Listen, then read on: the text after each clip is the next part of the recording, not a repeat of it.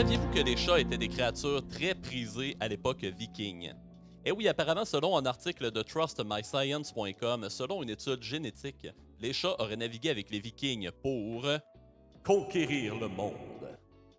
Comme on le voit avec la photo d'un petit chat qui est sur un navire. Un navire, on s'entend, qui est moderne, mais quand même, ça met un peu le ton là, pour relater un peu l'histoire de ces somptueux félins. Des milliers d'années avant l'arrivée des chats dans les foyers modernes d'aujourd'hui, ces animaux ont parcouru des continents avec des agriculteurs, d'anciens marins et même des vikings.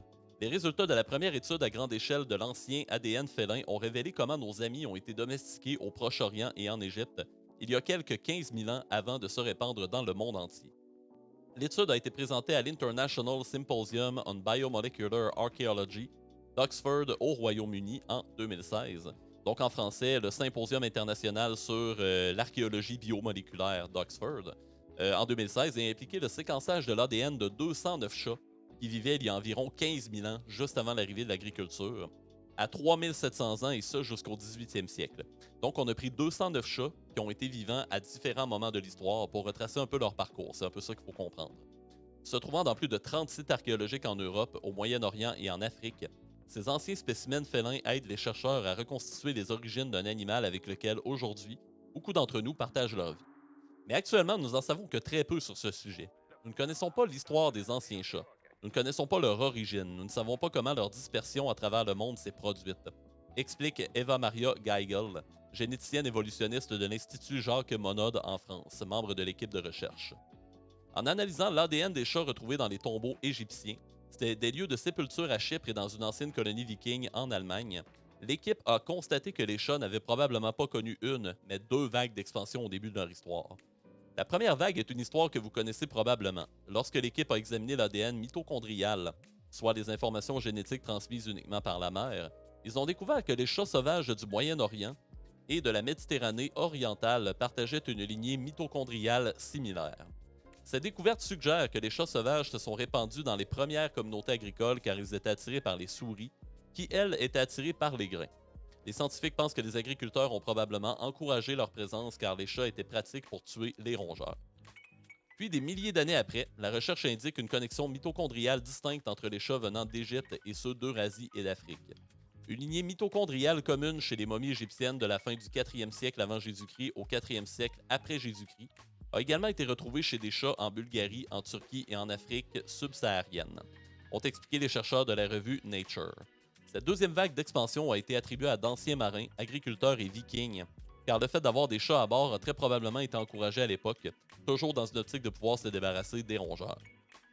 Également à mentionner que c'était un animal qui symbolisait la chance, la déesse Freya, qui était notamment entre autres la déesse de la fertilité, leader des Valkyries qui allaient rechercher les morts sur le champ de bataille sur son chariot.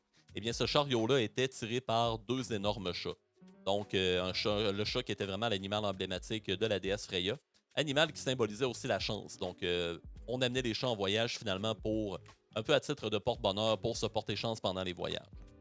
Geigel cite également des restes de chats ayant cette même connexion d'ADN maternel, découverts sur un site viking dans le nord de l'Allemagne et datant du 8e et 11e siècle après Jésus-Christ. Je ne savais même pas qu'il y avait des chats vikings, a déclaré Pontus Skoglund, un généticien de la population de la faculté de médecine de Harvard qui n'était pas impliqué dans l'étude.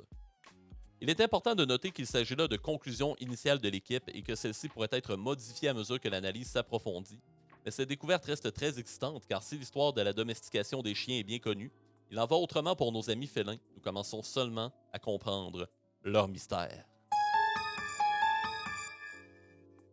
Alors voilà, belle petite lecture de nouvelles. Qu'est-ce qu'il faut retenir de ça en gros, c'est que même si on a une analyse biomoléculaire et avec des techniques scientifiques et biologiques très précises, il reste quand même que l'étude du passé, ça reste que des interprétations basées sur les données, les sources et l'information qu'on peut retirer de ces époques-là et qu'on doit interpréter parce qu'on n'a jamais le portrait complet de tout ce qui s'est passé. Mais là, c'est quand même intéressant de noter que justement, la science et l'histoire, c'est un des nombreux cas. Et l'archéologie, ben, finalement, toutes ces disciplines scientifiques-là peuvent s'allier ensemble. Donc, on parle de la biologie, la biomoléculaire, la recherche biomoléculaire plutôt, l'archéologie, l'histoire, tout ça peut s'allier ensemble pour vraiment documenter la présence à travers le temps d'un animal qui est rendu important aujourd'hui. Je veux dire, combien de gens ont un félin chez eux. Il y a vraiment beaucoup de gens, statistiquement parlant, c'est quand même beaucoup de monde. Je connais pas les chiffres précis, mais quand même, ça a des proportions mondiales assez importantes. Les vidéos de chats, je pense, du moins il faudrait vérifier, sont parmi les catégories encore aujourd'hui les plus populaires de vidéos regardées sur YouTube. Donc à ce moment-là, ben voilà. Si vous avez un félin à la maison, dites-moi-le dans les commentaires et dites-moi de quelle race il est, quelle couleur. Parlez-moi un peu de votre animal domestique et dites-moi un peu si c'est un compagnon emblématique de votre maison.